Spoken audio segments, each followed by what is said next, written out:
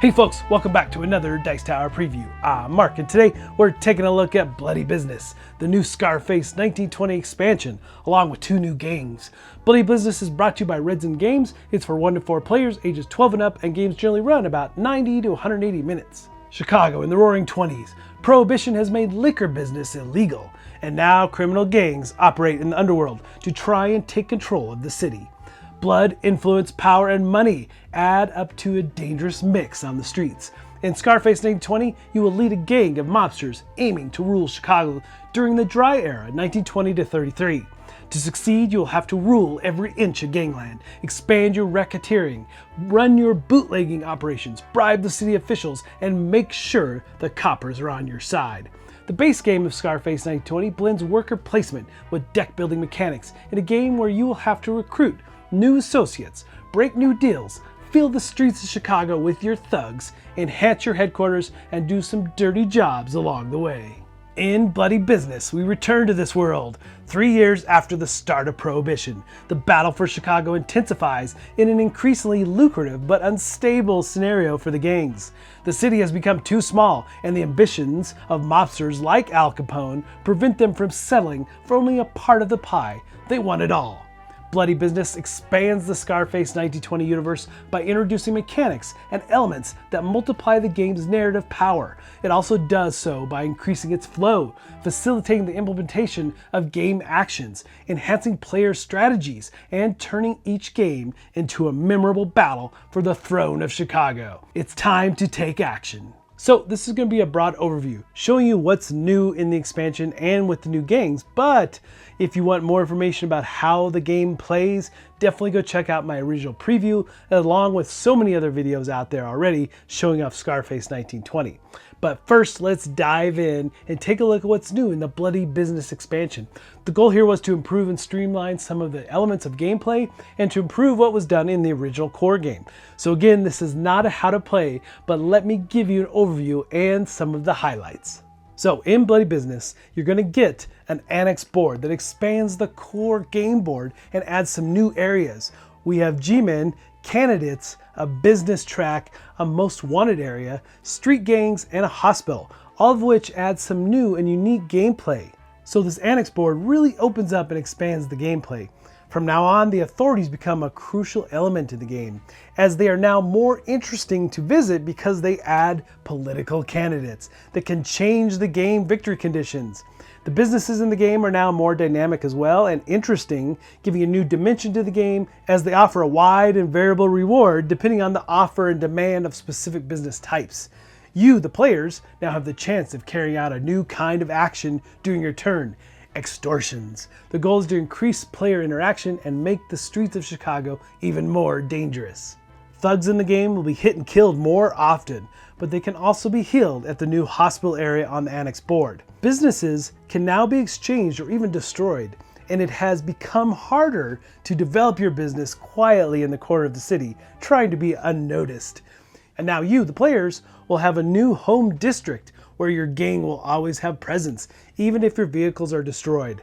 The gang bosses will now be present on the district as well, with their very angry boss miniature, which basically the boss will work as a more powerful thug. And as you might expect with an expansion of this type, violence and crime are on the rise. However, the authorities will respond in force this time, even more so. This will introduce Melvin Purvis and his G-men. Melvin was one of the most famous characters of the Prohibition era, which, I find really cool about this new expansion, and it might be my favorite aspect. So if you tend to go very high in the crime track, you will now suffer very severe consequences. So again, those are just some of the highlights, some of the key things, and really it all centers around this new annex board and what you can add to the game. And so, it really does add some interesting gameplay and options to the game.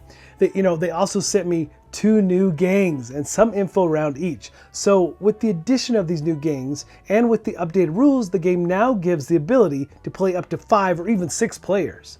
The Red Dragon's Tongue adds a new gang to the fight for the throne of Chicago.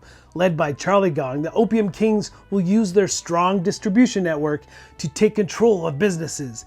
If you lose sight of them for even a second, it will already be too late. So yes, they are a Chinese gang and historically had a very notorious presence in Chicago during the Prohibition era.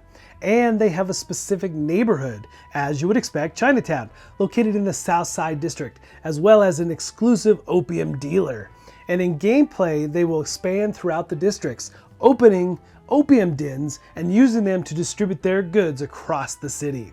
They will also be able to carry out powerful abilities utilizing the opium from those districts. And then we have the Oaks, probably my favorite of the two gangs.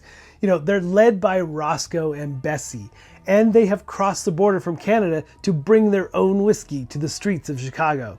But don't be fooled by their appearance. They won't hesitate to stain their elegant suits with blood to control the city. I really like the theme and look of this gang. It definitely adds some new type of gameplay. You know, again, this is a Canadian gang and it is operated by two bosses. You have Rocco Perry and Bessie Starkman. That double leadership is a very interesting modification on how to play the gangs in general throughout the course of the game. Now, their gang board has two boss tracks, one for each of them. Rocco grows on muscle while Bessie grows on influence. The Golden Oaks also have a liquor track, a sort of evolved dealer, so to say, that provides the new goods for this gang, liquor being its primary good. Now, they also can distribute liquor throughout the districts, and when anyone sells alcohol there, they win money and powerful abilities. The Angry Boss miniature has two bosses together, and it's probably the coolest of the new miniatures. So, lots of new things coming to the world of Scarface 1920, enhanced gameplay, and all kinds of new options. The gangs bring some really interesting and new type of gameplay. Alright folks, just a reminder once again, this has been a Dice Tower paid preview, and everything you've seen has been in prototype form, so keep a close eye on the campaign for any changes that still may occur. Now, with that said, you know, I got to experience bits and pieces of this, I got to jump in and try a little bit of the new gangs, and I really like what the gangs bring as well as what this new annex board brings to the game.